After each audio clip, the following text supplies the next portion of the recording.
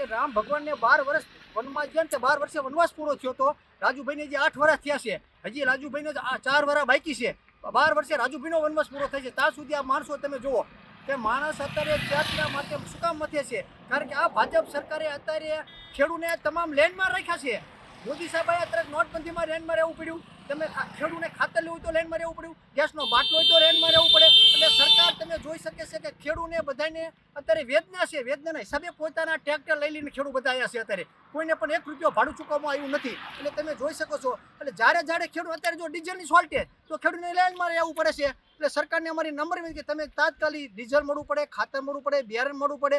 જેટલી તમે લેન્ડમાં રાખશો એટલે તમે આક્રોશ જોવો ખેડૂતનો આ રેલી એના હિસાબે વધારે પણ થતી આવે છે. ખેડૂતને ભાવ નથી મળતા, ખેડૂતને ડીઝલ નથી મળતું અને ખેડૂતને ખાતર ન મળે. જ્યાં જઈ લેન્ડમાં રાખે છે.